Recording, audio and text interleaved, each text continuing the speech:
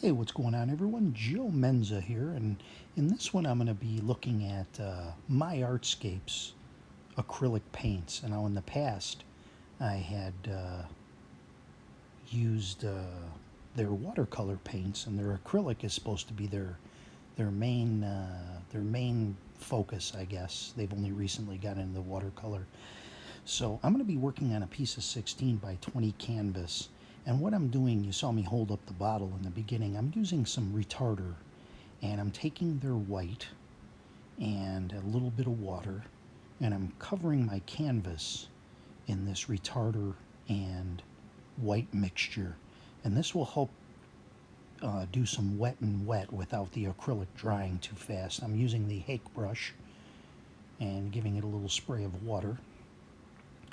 And this video is going to be a little more edited. I've probably spent a couple hours on this particular painting, but my main purpose was obviously to work with their paints. I don't have a lot of acrylic painting under my belt. I've done a few, so I won't probably be able to point out the most, if you're a acrylic painter for years and years, my comparison, I've used Galleria, uh, Winsor and Newton acrylics in the past. So here I'm taking some cerulean blue. Actually, this color is called sky blue. I'm sorry. I just thought I'd give it a try. There's a lot of colors in this set, and they're very reasonably priced. So if you're thinking about trying acrylic paints, this is a very reasonable set that you can try. And if you want to do a little wet and wet, you can use the retarder. Now, I can't tell you how much to mix. I kind of started off with a half and half mix. Now I'm going into some phthalo blue, or Prussian blue, actually. And I'm really just getting a sky going in here. And a little heavier on the Prussian blue.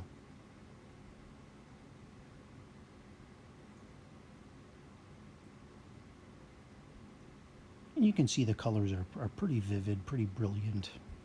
My only problem that I ran into is, in these sets, they give you the same size white, and white tends to be the color you use quite a bit of. So I would recommend to them, if they were listening, to maybe have a couple of tubes, at least, of white in there, so you can, you don't run out of that color first, because the other colors you're not going to run out of too fast. But I did one painting, and I don't really have a whole lot of the white left. So here I'm just messing around doing some clouds. This is kind of my second go using the retarder. My last one I did a mural for someone in their basement, and it worked out pretty well. So I've come up with this method here. Move my white light a little bit. I don't want the glare on the screen, and I'll open my shades a little bit so I can get some natural light going here. Now, I've sped this up a little bit. Most people don't like to watch a 2-hour video.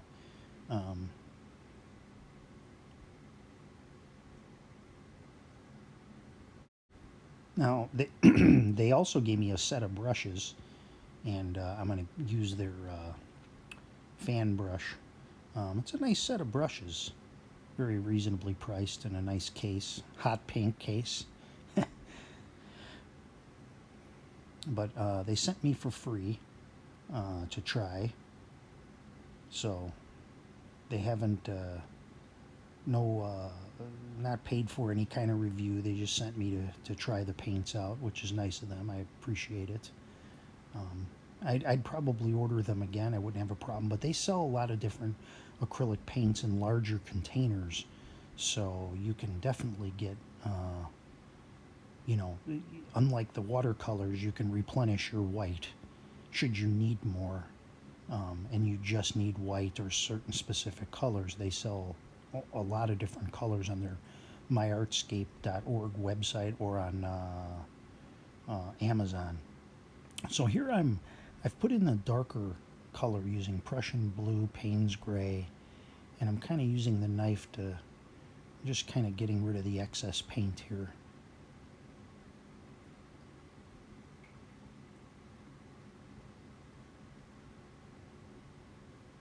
And I'm going to do a little mountain scene here.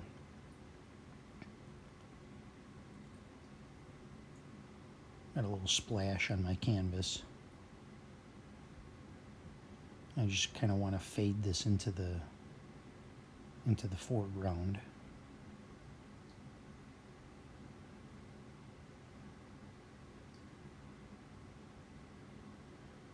And I'm going to put another mountain here. I'm using some burnt umber and some Payne's gray. In the back mountain I used Payne's gray,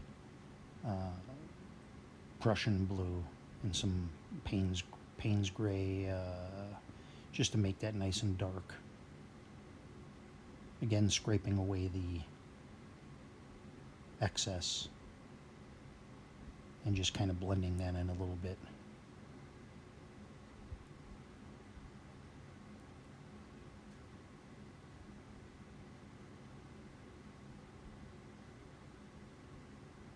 So I'm just taking my palette knife here and I'm just scratching in where the break is going to be, just to give myself something to follow.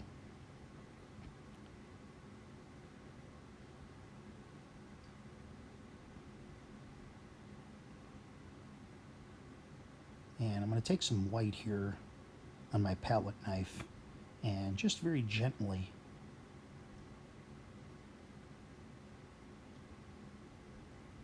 put in some snow.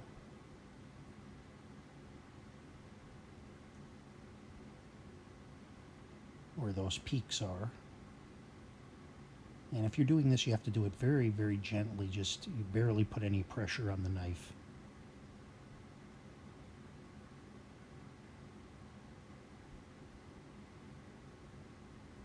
Now at this point, I haven't put any retarder into the paint because it's already on the canvas, so it's slowed down the drying process. And what's nice about this is as you go along and you want then the background or whatever's there to dry, and you go into non-retarded, if I could say it that way, non-retarder using in the paint, then those elements will dry quicker. So now I'm just kind of blending off a little bit of a point here, just to get a little dimension out of the mountain.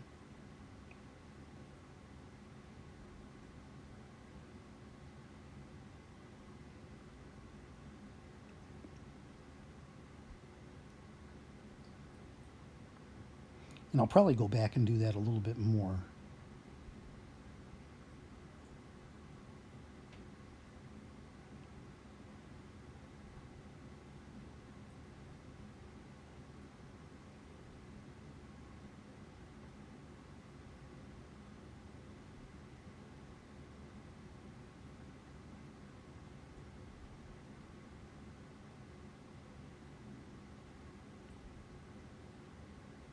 Really, upon watching this back, I probably could have left less, I could have used a little less white. It's good to record yourself painting and then watch back what you were doing.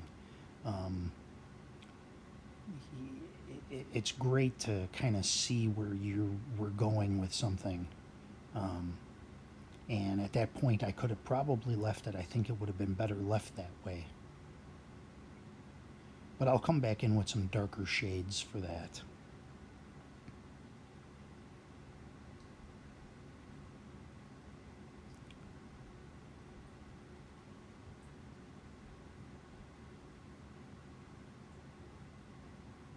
Just for some shadowing.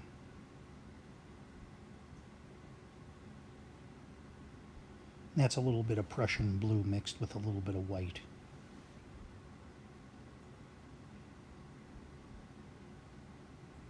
So that's the nice thing about this, unlike watercolor. I mean, you can come back and you can go over something again. You can go over it a couple times if you need to, or scrape it away with the palette knife if it's still wet.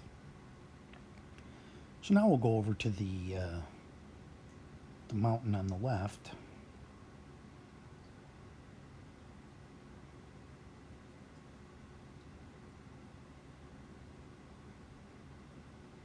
Now, one thing I'm noticing that I didn't like is I feel like my, oh, I'm using a little burnt umber here and a little bit of white. The sky has lines, streaky lines in it, and that's something I'm going to have to fix. Um, I'm not entirely sure why that happened. It might be because I had too much water on the brush. Something I'll have to learn as I'm going.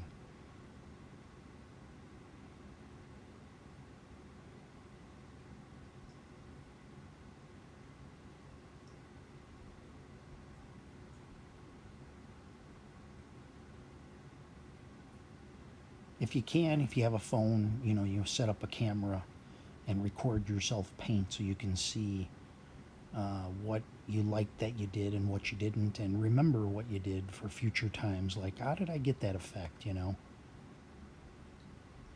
But so far, I'm not seeing any negatives with this paint. I think it's working out very nicely.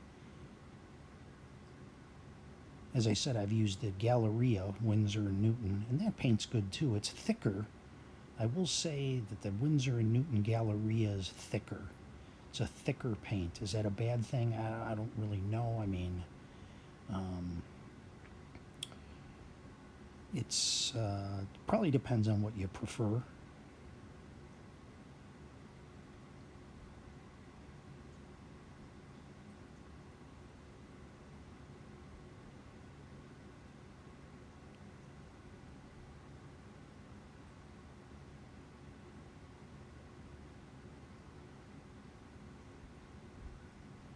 So just coming in with some darker darks there in the shadows, some Van Dyke brown. I'm giving it a little spray with water. I want to break that up a little bit, as that dried a little bit quickly. That's one of the issues that people have with using acrylics, is they dry too fast, and that retarder really is the answer to that problem. So now I've come in with some green that I've made up. You can use blue, green, and Payne's gray, and some yellow ochre on the top, and I've created some foliage at the bottom of these mountains.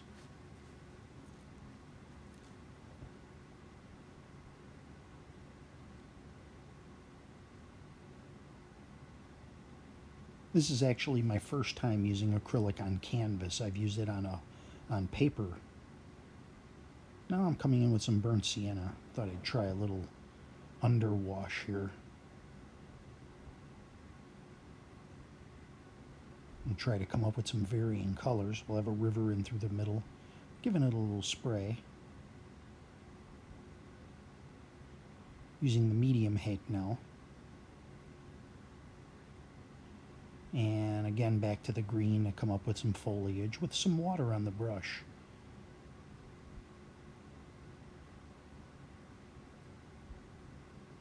And works kind of like watercolor to an extent when you mix it with water. This has no retarder in it.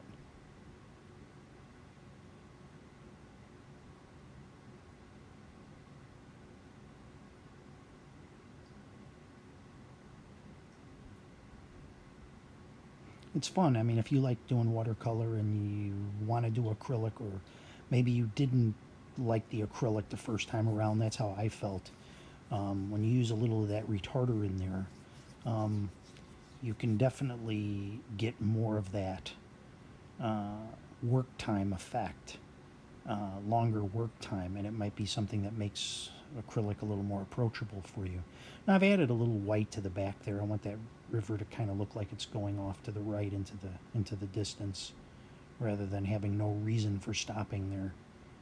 So I'm working on this river a little bit and give it a little dimension. Just a little wash.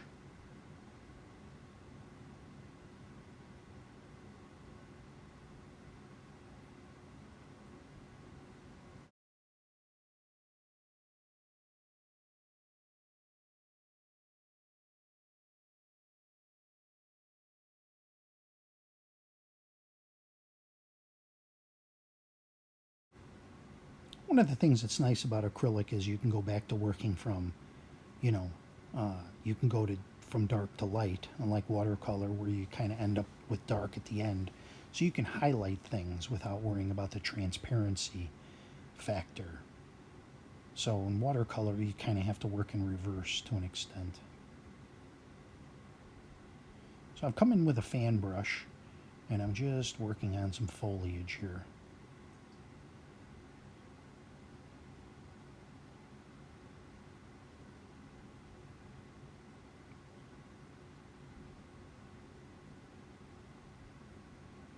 Kind of using the side of the brush to get some pine trees, smaller trees down there.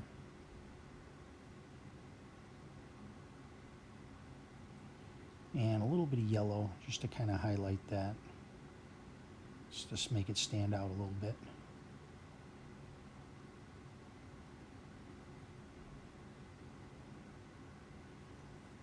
I've got a little ways to go to learn about mixing, getting the colors, you know, compared to watercolor that I'm used to. So I'm going to come back with my, now that this is dried a little bit, and I can get a little bit more of that effect from the palette knife, not leaving too much paint behind. So I'm just going to kind of retouch this up.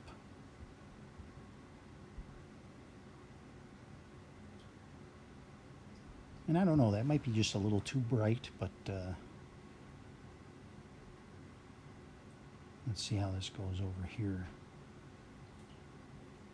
If you float the palette knife across the mountain, it'll leave little areas of dark and light, like a dry brush.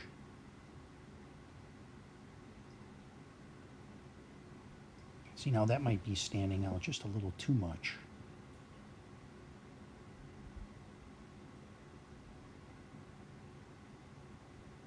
It's not bad, but their titanium white is very, very bright.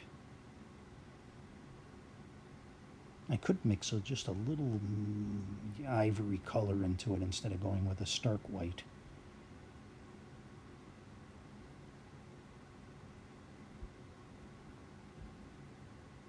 Overall, not too bad, though. I'll come back in with some dark again.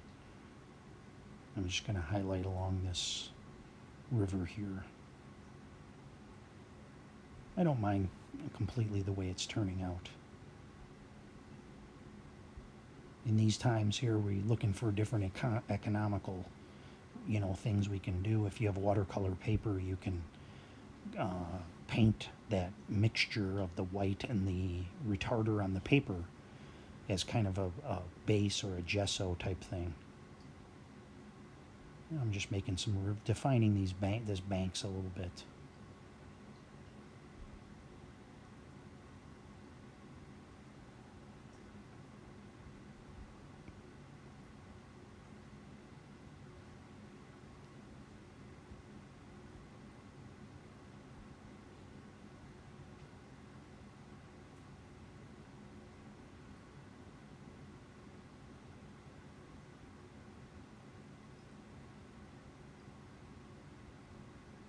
Making up a little more green color for a little more foliage.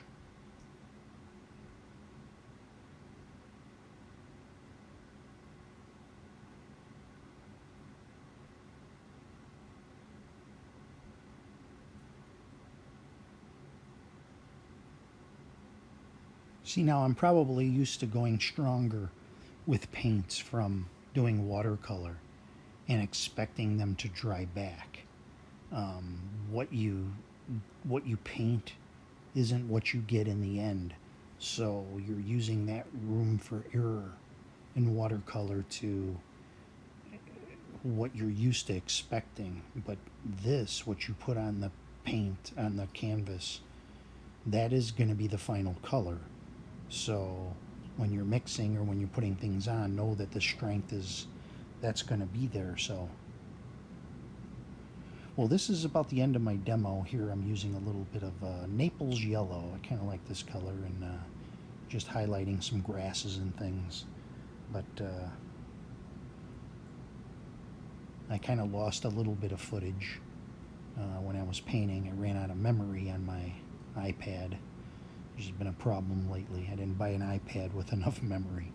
But you get the idea of it. I mean, you get a pretty good gist of what's going on here. I'll show you the finished product.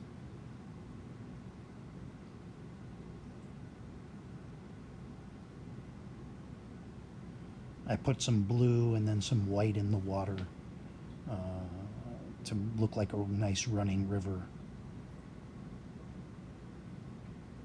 And then ultimately I put some white over the top, and that was pretty much it. And then I fixed the sky. I wasn't real thrilled with the sky. So I kind of went back over that again. So here's the finished painting. I added a little bit of yellow to that sky, a little of that Naples yellow to get a little brightness effect. There's the foreground, and it was nice. I added a couple of birds. So decent paint. I thank you for watching, everybody. Here's the final product. I don't have a frame for this, but I hope you enjoyed it. Thanks for watching.